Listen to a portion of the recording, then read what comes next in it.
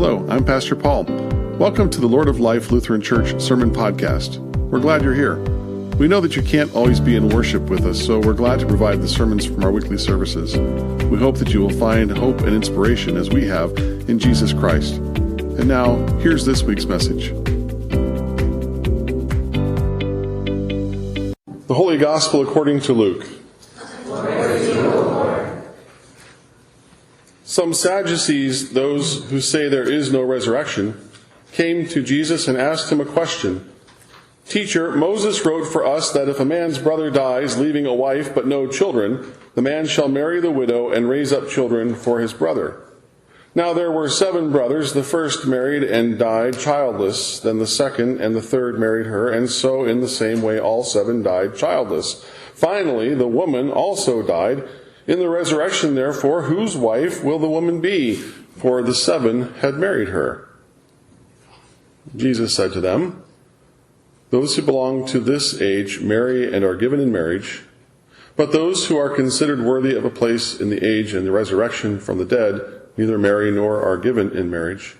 Indeed, they cannot die any more because they are like angels and are children of God, being children of the resurrection. And the fact that the dead are raised, Moses himself showed in the story about the bush, where he speaks of the Lord as the God of Abraham, the God of Isaac, and the God of Jacob. Now he is God not of the dead, but of the living, for to him all of them are alive. The Gospel of the Lord. Praise to you, O Christ. You may be seated.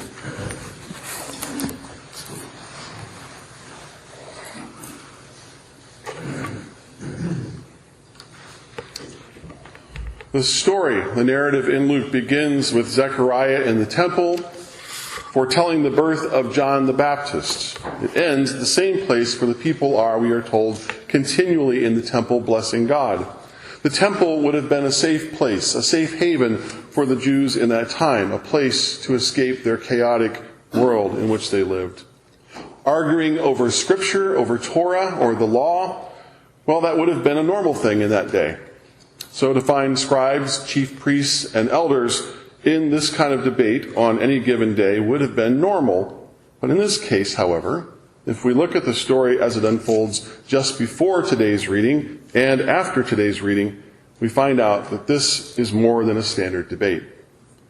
These same scribes, priests, and elders have been trying to trap Jesus for a while, and they've been challenging him throughout all of chapter 20 of Luke's Gospel.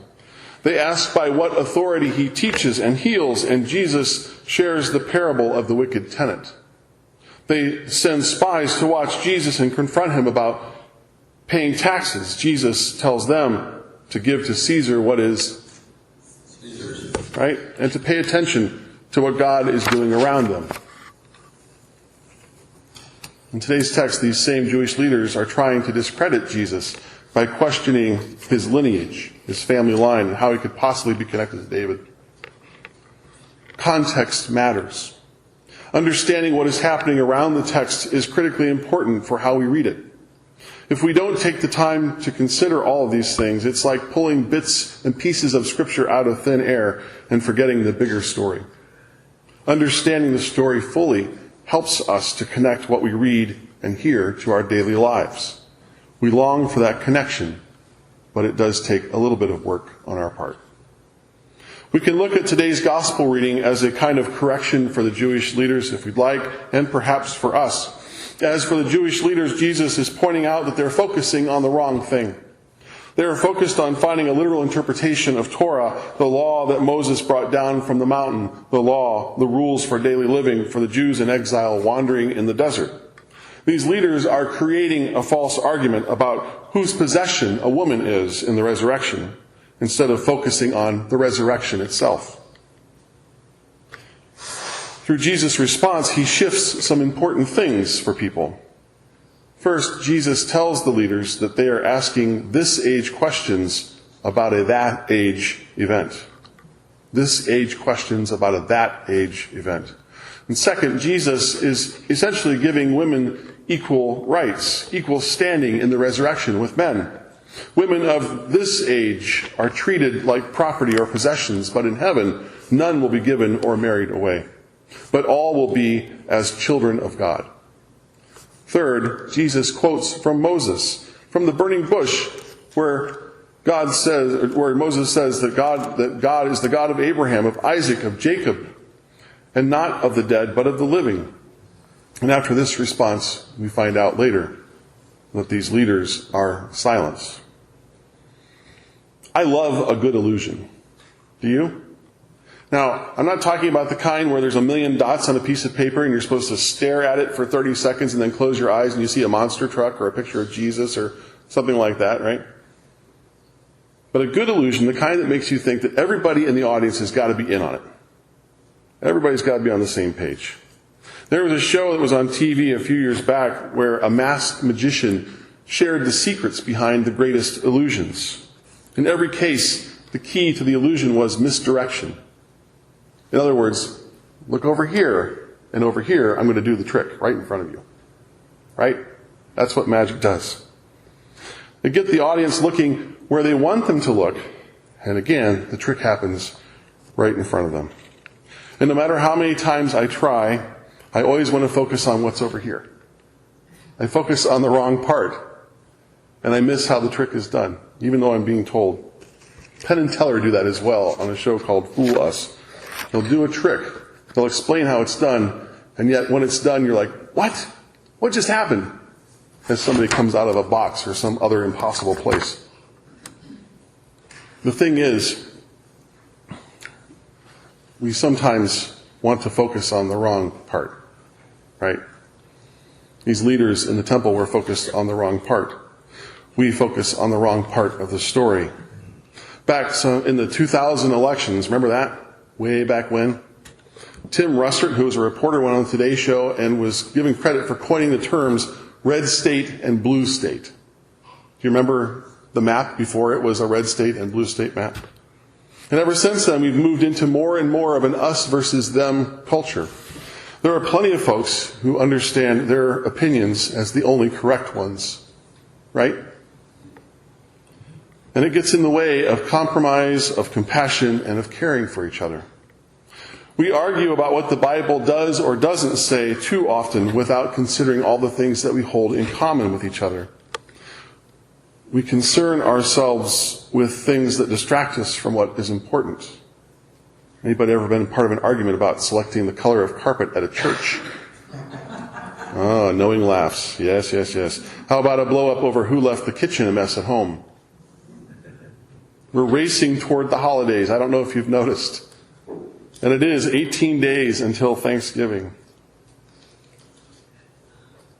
There have been plenty of family feuds that have been born at the dinner table over trivial stuff, or sometimes literally over stuffing. Do we judge our neighbor instead of loving them as Jesus does? Do we focus on the wrong thing? We live in what Jesus calls this age right now, and we can certainly look toward that age in hope of the resurrection. But Jesus calls us to be Christ's hands and feet in this age. We are called to do God's work with our hands here and now, not then and there. How we engage our world is up to us. There's an old phrase that says we should approach our life each day with an attitude of gratitude. Have you ever heard that? Kind of rolls off the lips. Maybe that's a good place to start. What if we pay attention to what God is up to in the world around us and say thanks? What if we see our neighbor or that person who drives us nuts and ask, what is there I can be grateful for today? Might that help us to change our attitude to one of gratitude? What if over the next 18 days leading up to Thanksgiving, we practice that very thing every day? What if we focused on living into this age and sharing God's love with the world that needs that love so desperately? I'm grateful for the way that we are invited into God's story right now in this age. The next age will take care of itself. Right now, we need to hear the story of God's love for us. We need to be reminded each day that we are the very ones for whom Jesus died. You and me and all the people in this world. We are the ones gifted with God's grace for us. That truly is the right part of the story, the right place to be focused in this age. Thanks be to God.